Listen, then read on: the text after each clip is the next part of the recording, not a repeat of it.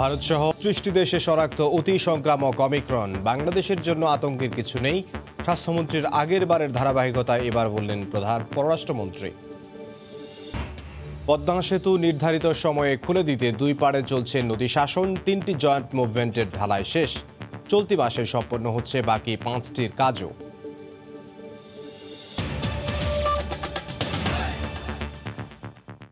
দেখছিলেন শিরোনাম। প্রবাসের সময়ের সঙ্গে আছে আমি ইমদাদুল হক। বিশ্বের ৩৮টি দেশে ওমিক্রন শনাক্ত হয়েছে। স্বাস্থ্যমন্ত্রীর আগেরবারের ধারাবাহিকতায় পররাষ্ট্রমন্ত্রীও দিলেন আশ্বাস। ঠিক একই অবস্থা হয়েছিল শুরুর বেলায়ও। তখনও নীতি নির্ধারকরা বেশ আস্থার সঙ্গেই আশ্বাস দিতে চেয়েছিলেন, কোভিড নিয়ে আতঙ্কিত হওয়ার কিছু নেই। বাংলাদেশে কোভিড আসা না আসা নিয়েও অভয়বাণী শোনাতে কার্পণ্য ছিল না তাদের।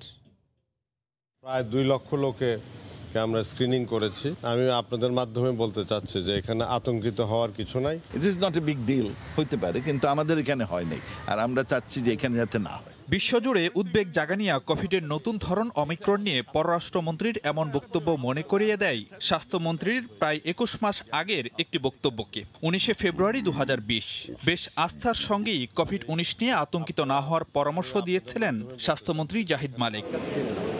8 মার্চ 2020 স্বাস্থ্যমন্ত্রীর সে বক্তব্যের মাত্র 18 দিনের মাথায় জানা যায় দেশে প্রথম কোভিড-19 শনাক্তের কথা। পরের চিত্র সবারই জানা।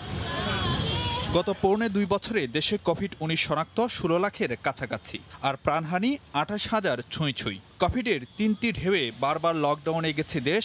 সামনে উঠে আসে জনস্বাস্থ্য ব্যবস্থাপনার করুণ চিত্র। কোভিডের দাপটে ভুগেছে অর্থনীতিও। বর্তমানে দৈনিক শনাক্তের হার যখন নেমে এসেছে 1% ঘরে, প্রাণহানিও এক অঙ্কে, তখনই বিশ্বজুড়ে নতুন উদ্বেগ অমিক্রন। দ্রুত গতিতে ছড়িয়ে পড়া অতি সংক্রামক এ ভেরিয়েন্টের বিস্তার এখন প্রতিবেশী ভারত সহ প্রায় 40 দেশে। বিশেষজ্ঞরা বলছেন, এখনও গবেষণার পর্যায়ে থাকলেও অমিক্রনকে উপেক্ষা করার কোনো সুযোগ নেই। বিমান কিংবা স্থলবন্দর সবখানেই অন্য দেশ থেকে আসা ব্যক্তিদের র্যাপিড টেস্ট করানোর পরামর্শ বিশেষজ্ঞদের। একই সঙ্গে জোর দিচ্ছেন হাসপাতালের আগাম প্রস্তুতি আর অমিক্রন শনাক্তে জিনোম সিকোয়েন্সের উপর। আমাদেরকে যেটা করতে হবে সেটা আর্লি ডায়াগনোসিস অ্যান্ড আইসোলেশন। তাহলে আমার টেস্টিং ক্যাপাসিটিটা বাড়াই দিতে হবে দেশব্যাপী। ওমিক্রনের জন্য যদি একটা অ্যাকশন বলেন, সেটা হবে এয়ারপোর্টে এবং স্থলবন্দরে র্যাপিড টেস্টটা চালু করে সবাইকে স্ক্রিন করা। যদিও স্বাস্থ্য অধিদপ্তর বলছে কঠোর অবস্থানই সরকার। কোভিড টেস্টে রিপোর্ট নেগেটিভ ছাড়া কেউ বাংলাদেশের ভিতরে ঢুকতে পারবে না। এইটা খুব স্ট্রিক্টলি মেনটেন করা হচ্ছে। এপিসেন্টার থেকে কেউ আসা মাত্র টেস্ট করা থাকুক বা না থাকুক, তাদের ইনস্টিটিউশন কোয়ারেন্টাইনে যেতে হবে। বিশেষজ্ঞরা বলছেন, কোভিডের যে কোনো ধরনের বিস্তার প্রতিরোধে সবার টিকা নিশ্চিত আর স্বাস্থ্যবিধি মানার কোনো বিকল্প নেই। ফারুক ভূঁইয়া, রবিন, সময় সংবাদ, ঢাকা। ভারতে করোনার শক্তিশালী ধরন অমিক্রন শনাক্ত হওয়ায় বাংলাদেশ ঝুঁকিতে থাকলেও স্থলবন্দরগুলোতে মানা হচ্ছে না নির্দেশনা। বেনাপোল স্থলবন্দরে স্বাস্থ্যবিধি না মেনে ভারতীয় ট্রাক চালকদের অবাধ চলাচল বাড়াচ্ছে শঙ্কা। বেনাপোল থেকে আজিজুল হকের পাঠানো তথ্য ও ছবি নিয়ে রিপোর্ট। প্রায় 2 বছর ধরে চলা মহামারী করোনার ধকল কাটিয়ে জনজীবন স্বাভাবিক হতে না হতেই নতুন ধরন ওমিক্রনের কারণে দেখা দিয়েছে শঙ্কা। ইতোমধ্যে ওমিক্রনে সংক্রমিত হয়েছে প্রতিবেশী দেশ ভারতও। এতে বাংলাদেশ ঝুঁকিতে থাকলেও সংক্রমণ ঠেকাতে স্থলবন্দরে নেই তেমন কোনো কার্যক্রম। পণ্য নিয়ে বাংলাদেশের বেনাপোল ও ভারতের পেট্রাপোল বন্দর দিয়ে প্রতিদিন 2 দেশের শত শত ট্রাক আসা যাওয়া করে। প্রতিদিন প্রায় 10,000 মানুষের সমাগম হয় বেনাপোল বন্দরে। তবে স্বাস্থ্যবিধি রক্ষায় কর্তৃপক্ষের পদক্ষেপ না থাকায় ঝুঁকি বাড়ছে। আমরা যখন ইন্ডিয়া থেকে আসি মাস্ক পরে এবারে এসে খুলে ফেলা হয়, কারণ এবারে কেউ মাস্ক করতে বলে না। সরকার এই স্প্রেটা করছে না, আমাদের ইন্ডিয়া সরকার স্প্রে করছে। সরকারের যে সব বিধিনিষেধ আছে, মাস্ক পরা, স্যানিটাইজ করা, এগুলো সবারই মেনে চলা উচিত। করোনার নতুন ধরন ওমিক্রন সংক্রমণ রোধে দ্রুত সব ধরনের প্রতিরোধমূলক ব্যবস্থা গ্রহণের আহ্বান ব্যবসায়ীদের। স্থলবন্দরে কোনো স্বাস্থ্যবিধি কেউই মানে না বা মানার চেষ্টা করে না। তবে বন্দর কর্তৃপক্ষ বলছে, করোনা সংক্রমিত দেশ থেকে কেউ ফিরলেই তাকে 14 দিনের কোয়ারেন্টাইনে থাকতে হবে। এছাড়া ভারত বাংলাদেশের মধ্যে যাতায়াতকারী যাত্রীদের শরীরের তাপমাত্রা নির্ণয় ও করোনা সনদ পরীক্ষা করছে স্বাস্থ্য বিভাগ। ভারত থেকে কোনো প্যাসেঞ্জার বাংলাদেশে আসলে, সেটি ভারতীয় হোক বা বাংলাদেশি সিটিজেন হোক, তাদেরকে প্রাতিষ্ঠানিক কোয়ারেন্টাইনে নেওয়ার ব্যাপারে এখনো কোনো নির্দেশনা আমাদেরকে দেওয়া হয়নি। সরকারের কর্তৃক নতুন আরোপিত যে সমস্ত বাধা নিষেধ দিয়েছেন, আমরা আমাদের সংশ্লিষ্ট কর্তৃপক্ষকে কঠোরভাবে তা মানার জন্য নির্দেশনা দিয়েছি। প্রতি বছর প্রায় 40,000 কোটি টাকার আমদানি ও 8,000 কোটি টাকার রপ্তানি বাণিজ্য হয় বেনাপোল ও পেট্রাপোল বন্দরের মধ্যে। সময় সংবাদ, বেনাপোল। পদ্মা সেতু যান চলাচল উপযোগী করতে 3টি জয়েন্ট মুভমেন্টের ঢালাই শেষ হয়েছে। বাকি 5টির কাজও চলতি মাসে সম্পন্ন হচ্ছে। পাশাপাশি চলছে গ্যাস লাইন, ল্যাম্পপোস্ট বসানোর কাজও। অন্যদিকে ভাঙনের হাত থেকে সেতু রক্ষায় দুই পাড়ে নদী শাসনের কাজের অগ্রগতি 86.5%। নাসিরউদ্দিন উজ্জ্বলের রিপোর্ট, ছবি তুলেছেন আবু সাইদ। পদ্মা সেতু নির্ধারিত সময়ে খুলে দিতে শেষ পর্যায়ের কাজ চলছে দুর্বার গতিতে। 6.15 কিলোমিটার মূল সেতুর 3টি মুভমেন্ট জয়েন্টের ঢালাই শেষ। বাকি 5টি শেষ হবে এই বিজয়ের মাসেই। মুভমেন্ট জয়েন্টের অগ্রগতি 59 ভাগ। সেতুর গ্যাস লাইনের কাজ মাওয়া ও জাজিরা দুই প্রান্তের অগ্রগতি প্রায় 50%। আর 400 কেভি বিদ্যুৎ লাইনের অগ্রগতি 62%। সেতুর অগ্রগতিতে খুশি পদ্মা পাড়ের মানুষ। খুবই আনন্দিত এই কারণে যে দেখা যাইতেছে আমাদের দেশে অন্যরকম একটা উন্নয়ন হয়েছে।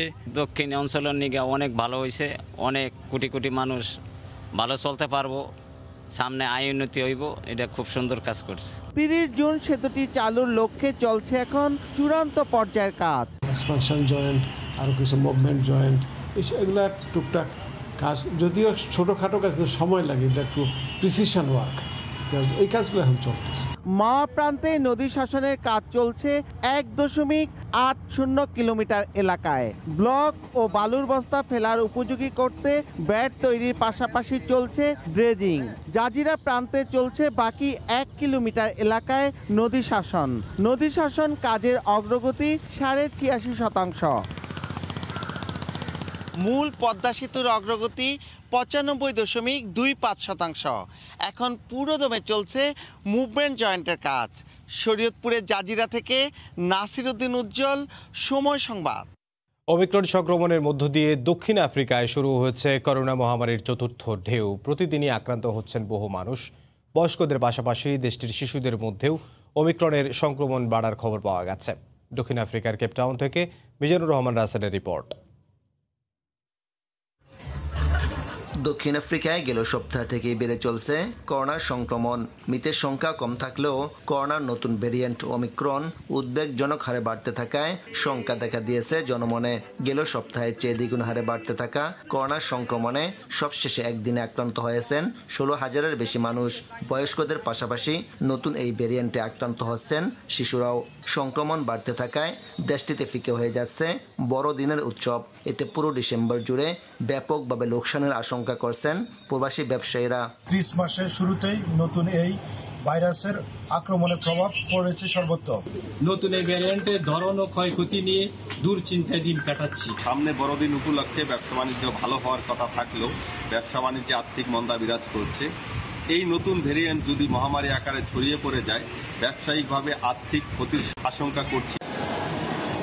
বয়সভিত্তিক বিবেচনায় দক্ষিণ আফ্রিকায় ওমিক্রনের সবচেয়ে বেশি আক্রান্ত হয়েছেন 60 বছরের বয়সী ব্যক্তিরা। দ্বিতীয় অবস্থানে 5 বছরের কম বয়সী শিশুরা। শিশুদের মধ্যে ওমিক্রন বেশি শনাক্ত হওয়ার পেছনের কারণ খুঁজতে গিয়ে দক্ষিণ আফ্রিকার চিকিৎসক ও বিজ্ঞানীরা টিকাদানের সীমাবদ্ধতাকে দায়ী করেছেন। তাদের মতে দক্ষিণ আফ্রিকায় 12 বছরের কম বয়সীদের করোনার টিকা দেওয়া হয়নি। যেসব শিশু ও তাদের অভিভাবকের করোনা শনাক্ত হচ্ছে তারা বেশিরভাগই টিকা নেয়নি। আর তাই ওমিক্রন মোকাবেলায় স্বাস্থ্যবিধি মেনে চলা এবং ভ্যাকসিন গ্রহণের ওপর আপাতত জোর দিচ্ছে দক্ষিণ আফ্রিকা সরকার। সংক্রমণের বিস্তার রোধে চলমান ভ্যাকসিন এবং বিদ্যমান চিকিৎসায় সুরক্ষা দিবে বলে মনে করেছেন দেশটির স্বাস্থ্য বিশেষজ্ঞরা। কোভিড-19 নতুন রূপে হানা দিয়েছে দক্ষিণ আফ্রিকায়।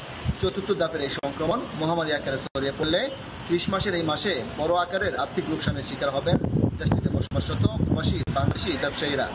দক্ষিণ আফ্রিকা থেকে মিজানুর রহমান রাসেল, সময় সংবাদ।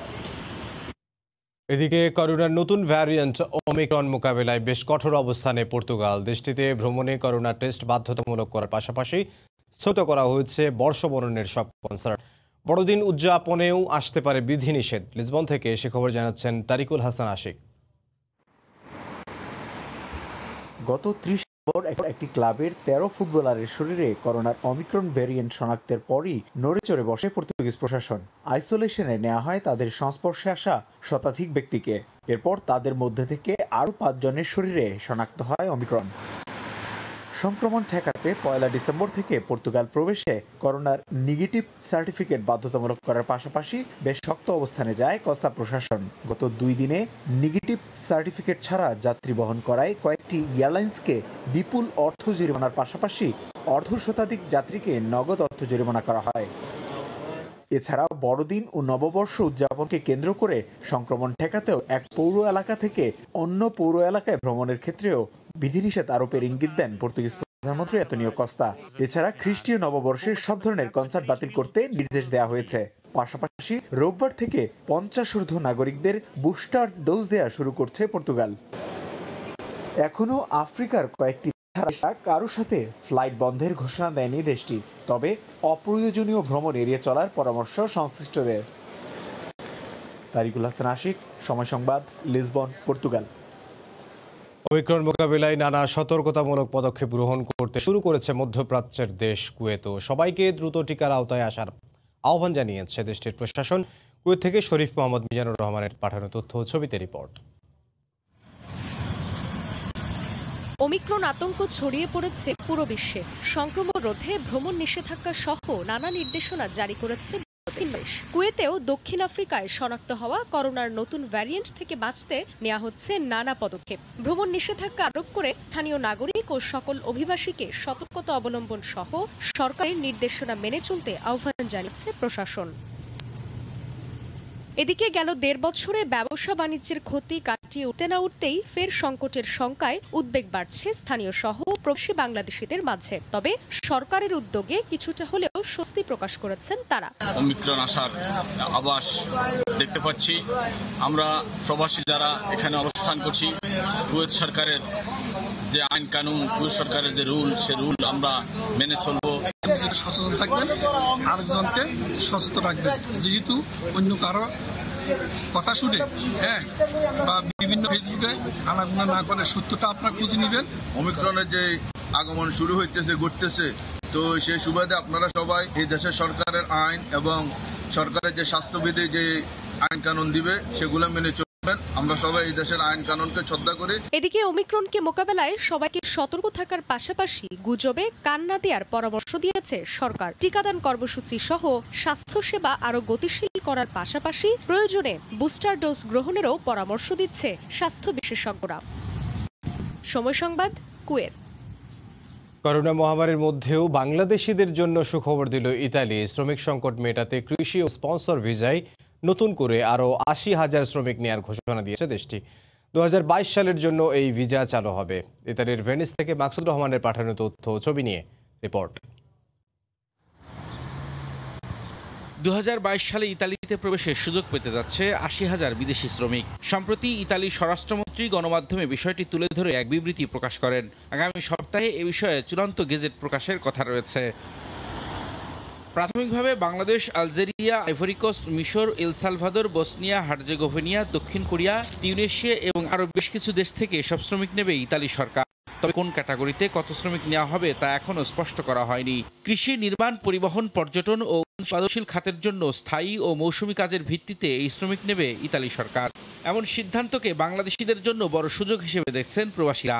ইতালি একটা শিল্প উন্নয়ন দেশ, তাদের কৃষি খাতে বিশেষ করে এবং তাদের কাঁচামালের রপ্তানি খাতে খুব লোকজনের খুব প্রয়োজন। সুতরাং এই সুযোগ বাংলাদেশিরা গ্রহণ করতে পারবে। যারা ভিসা পেয়ে আসবেন তাদের প্রতি একটাই অনুরোধ রইল, আপনারা সবাই কিছুটা যোগ্যতা সম্পন্ন হয়ে আসার চেষ্টা করবেন। যেমন ড্রাইভিং শিখা, হসপিটালিটি, নার্সিং, কম্পিউটার কোর্স অথবা ইংলিশ স্পিকিং, এই ধরনের কিছু শর্ট কোর্স করে আসতে পারেন। গত বছর বিভিন্ন ক্যাটাগরিতে হাজারের বেশি নতুন স্পন্সরশিপ ভিসা দিয়েছিল ইতালি, কিন্তু এবছর তা বেড়ে 80,000 নেওয়ার কথা রয়েছে। নতুন নিয়মে মোট কত সংখ্যক বাংলাদেশি ইতালিতে প্রবেশের সুযোগ পাবেন তা আগামী সপ্তাহে চূড়ান্ত গেজেট প্রকাশের পর জানা যাবে। সময় সংবাদ, ইতালি। সংযুক্ত আরব আমিরাতে বাড়ছে বাংলাদেশি কারীর সংখ্যা, বাড়ছে বাংলাদেশি মালিকানাধীন ব্যবসা প্রতিষ্ঠানও। সম্প্রতি দেশটিতে 26 জন বাংলাদেশিকে দেয়া হয় সিআইপি পদমর্যাদা। সংযুক্ত আরব আমিরাতের দুবাই থেকে শিবলি আল সাদিকের রিপোর্ট। সংযুক্ত আরব আমিরাতে আগে যেখানে বাংলাদেশিদের শ্রমিক হিসেবে প্রাধান্য দেওয়া হতো, সেখানে এখন ধীরে ধীরে বিনিয়োগকারীর সংখ্যা বেড়ে চলেছে। দেশটির বিভিন্ন শহরে প্রতিদিনেই বাড়ছে বাংলাদেশি মালিকানাধীন ব্যবসা প্রতিষ্ঠান। এতে একদিকে যেমন বাংলাদেশি ব্যবসায়ীর সংখ্যা বাড়ছে, তেমনি এসব প্রতিষ্ঠানে সৃষ্টি হচ্ছে প্রবাসী বাংলাদেশিদের কর্মসংস্থান, বাড়ছে রেমিটেন্স। প্রবাসী বাংলাদেশে এখন বর্তমানে বিভিন্ন চাকরির সুযোগ সৃষ্টি হয়েছে এবং সেই হিসেবে এখানে এটা যে এলাকায় সাবাকা এবং নায়াপেরিয়া, এটা বাঙালি অধ্যুষিত একটা এলাকা। এখানে অনেক বাংলাদেশের লোকজন বসবাস করতেছেন, পাশাপাশি ভারত এবং পাকিস্তানের লোকজন আছেন এবং বর্তমানে নতুন করে দুবাইতে আবার ব্যবসা বাণিজ্যের কিছুটা চাঞ্চল্যতে ফিরে এসেছে। আমরা আরও বড় প্রতিষ্ঠান করার জন্য এবং আমরা চেষ্টা করে যাচ্ছি কিছু বাংলাদেশি শ্রমিক এখানে যেন আমাদের এখানে কাজ করে এবং ফ্যামিলিদের যেন ভালো চালাতে পারে। When they open license, they need sponsorship. We support him, give him sponsorship, everything like this. করোনার কারণে দীর্ঘদিন ব্যবসা প্রতিষ্ঠান বন্ধ থাকলেও নতুন করে ঘুরে দাঁড়ানোর চেষ্টা করছেন প্রবাসীরা। দীর্ঘদিনের লোকসান কাটিয়ে লাভের আশায় খুলছেন বিভিন্ন ব্যবসা প্রতিষ্ঠান। এই ধারা অব্যাহত থাকলে শীঘ্রই ভারত ও পাকিস্তানকে টপকে বাংলাদেশ শীর্ষে উঠে আসবে বলে প্রত্যাশা তাদের। শিবলি আল সাদিক, সময় সংবাদ, সংযুক্ত আরব আমিরাত।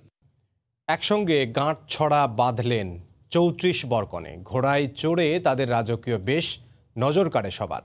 এমন বর্ণিল গণবিয়ের আয়োজন করে ঢাকার ভোলা সমিতি। বিশেষ পোশাকে আর নানা রঙে রাঙিয়ে ধুমধাম আয়োজনে বিয়ের পিঁড়িতে বসার স্বপ্ন সবারই থাকে, কিন্তু দরিদ্রতা অনেকের এই স্বপ্ন পূরণের অন্তরায়। ঢাকার ভোলা সমিতি এমন ৩৪ নারী পুরুষের স্বপ্নকে বাস্তব রূপ দিয়েছেন। জেলার বিভিন্ন স্থান থেকে বিবাহ উপযোগীদের বাছাই করে রাজধানীতে এনে একটি কনভেনশন সেন্টারে ১৭ দম্পতির বিয়ে দেয়া হয়। আমরা ২০১৯ সনেতে শুরু করেছি, ১২ জোড়া দম্পতিকে আমরা পাত্রস্থ করেছি এবং অন্তর্বর্তীকালীন সময় আমরা তাদের খোঁজখবর নিয়েছি।